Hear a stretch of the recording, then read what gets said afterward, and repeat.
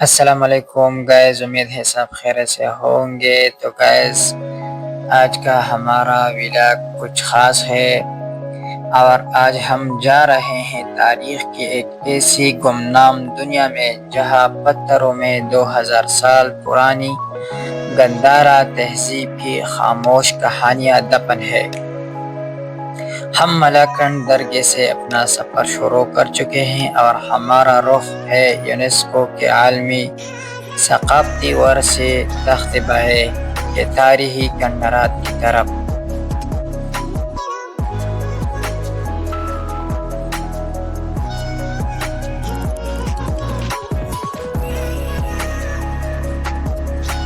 جیسے ہی ہم مرکزی دروازے پر پہنچے، سیکیورٹی گارڈز نے ہمارا استقبال کیا، جن کے اخلاق بہت شاندار تھے۔ اچھا لگا کہ سرکاری اداروں میں اتنے خوش اخلاق لوگ موجود ہیں۔ پھر ہم نے بائکس پارکنگ کے انتظامات زبردست ہے۔ اس کے بعد باری آئی انٹری فیس کی۔ ایک شخص کے لیے صرف 50 روپے۔ یہ فیس آپ کو تاریخ کے ایک بڑے خزانے تک رسائی دیتی ہے۔ تو میری طرف سے سب کو ایک مشورہ ہے، جب بھی آپ تخت بہائے آئے تو اپنے ساتھ پانی کی بوتل کا بندوبست ضرور کریں اور ہلکا پھلکا سامان جیسے بسکٹ یا چاکلیٹ ساتھ ضرور رکھیں۔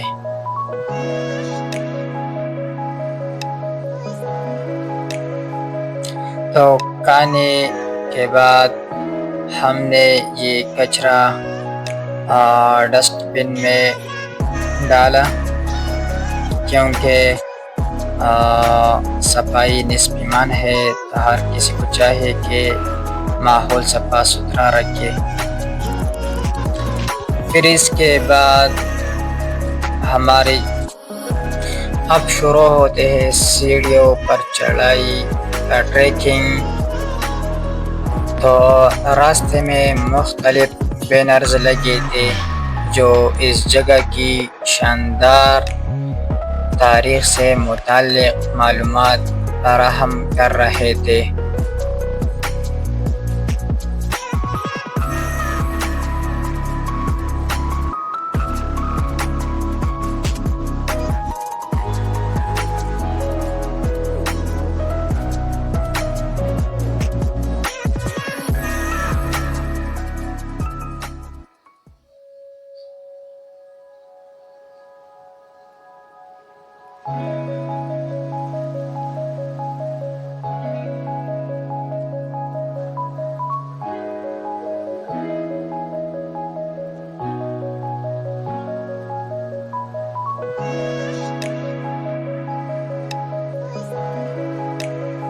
اور فائنلی ہم 2000 سال پرانے تخت بہائے کے کھنڈرات کے بیچوں بیچ کھڑے ہیں۔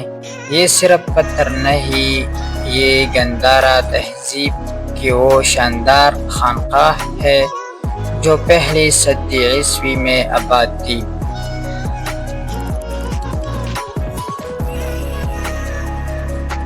تخت بہائے کی کہانی اس طرح ہے۔ یہ ایک پہاڑی پر بنایا گیا بدھ مت کا ایک بڑا تعلیمی مرکز تھا۔ اس وقت یہاں ہند بھارتی حکمرانوں کا راج تھا، جس کے بعد کشان بادشاہوں نے اسے مزید پھیلایا۔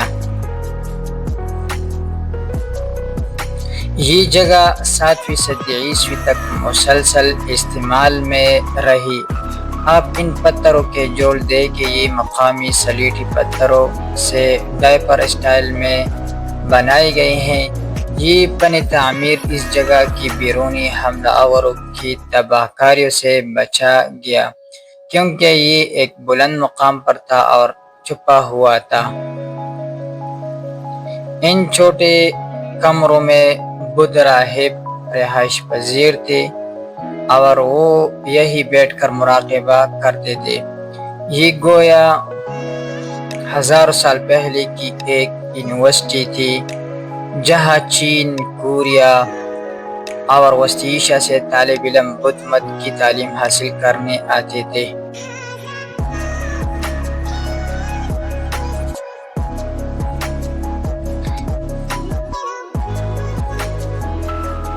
یہ سیڑھیاں وغیرہ جو دیواریں ہیں، اور اب یہ ٹنل آپ دیکھ سکتے ہیں کہ ان لوگوں نے کیسے ڈیزائن کیے ہیں۔ آپ خود حیران ہو جائیں گے کہ ان لوگوں نے پتھروں سے یہ اس قسم کی ٹنلز کیسے بنائے ہیں۔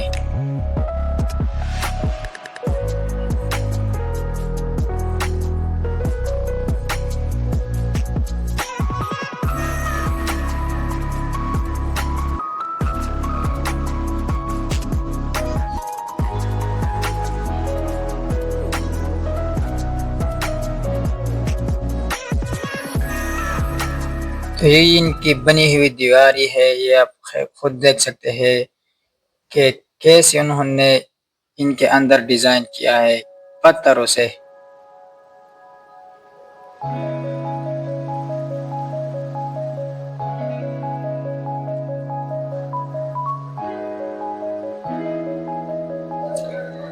اور اب ہم ہیں خانقاہ کی سب سے اونچی چوٹی پر۔ یہاں سے آپ کو ارد گرد کا سارا علاقہ اور کھنڈرات کا پورا ڈھانچہ بہت ہی پرکشش اور زبردست نظر آئے گا۔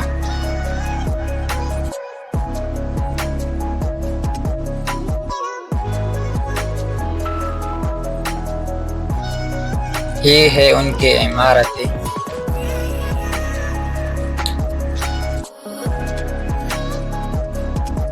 اس شاندار ویو کے بعد واپسی کا سفر شروع ہوا، اور سچ کہو تو ٹریکنگ کے بعد کافی تھکن ہو چکی تھی، لیکن ٹینشن نہیں، تھکن دور کرنے کے لیے بھی ہمارے پاس پلان تیار تھا۔